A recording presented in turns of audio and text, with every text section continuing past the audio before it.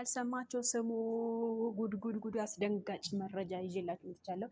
እንግዲህ ላስደንጋጭ ነው እንጂ ለጥሩ መረጃ አልሆንም ማለት ነው። በዚህ ሰዓት ውድና የተከበራችሁና የተወደዳችሁ የእሙ አይመን ቤተሰቦች እንዴት ናችሁ? ደህና ናችሁ ወይ?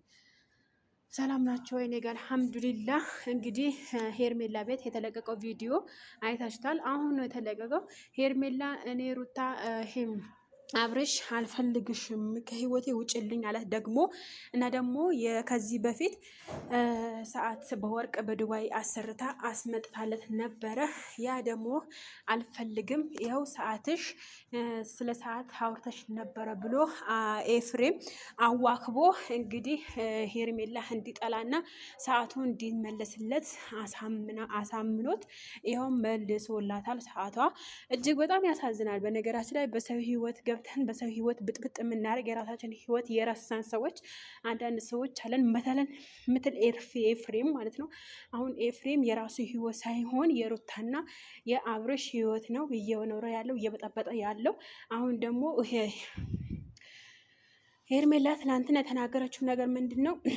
እኔ ያረኩለት ሰዓት እያለ ለምንድን ነው ሰዓቱ አውጥተሽ የራስሽ ሰዓት ያረግሽለት ብላ ትጠይቅ እንጂ ሰዓቴን አምጣ ብላ የጠየቀች ነገር የለም። ለምን ይዋሻል? ለምን ይዋሻሻል? ለምንድን ነው ራስ በራሳቸው እንዲባሉ የምታረጓቸው? ለምን ምን ብታረግ ነው ይሄን ያክል? ሄርሜላ ምን ብታረግ ነው? ሄርሜላ ምን ብትበድላችሁ ነው ይሄን ያክል ትበድሉ ተቻላችሁት? በነገራችን እኮ ወንድ ቢሄድ ወንድ ይመጣል። አባቷ አልወለዳትም። አባቷ አይደለም ወይም አልወለዳትም አምጣ አልወለዳትም። ነገር ግን በጣም በነገራችን ላይ በሰው ህይወት ገብታችሁ የምትበጠብጡ እህቶች እኔ ልንገራችሁ፣ ወላሂ ነው የምልሽ፣ ወንዶችም ሆነ ሴቶችም ነገ ማለት ነው በሱ ቦታ ተቀምጠ በሱ በተቀመጠበት ወንበር በሱ ያስረው ጫማ ታስራለህ ነገ ማለት ነው። በእርግጠኝነት ኤፍሬም ይሄ አንተ ትዳር አልይዝም የምትል ከሆነ ትዳር ትይዛለህ። አብርሃም እንደተጫወትክበት የሚጫወትበት ሰው ይመጣል።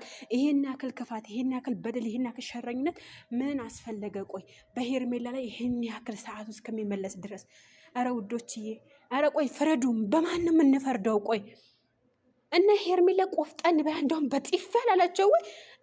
ወይኔ እኔ ብሆን እኔ ቢያደርገኝ ወላሂ ላዝም አልተውም ነበረ። ሀቂቃ ነው የምላችሁ።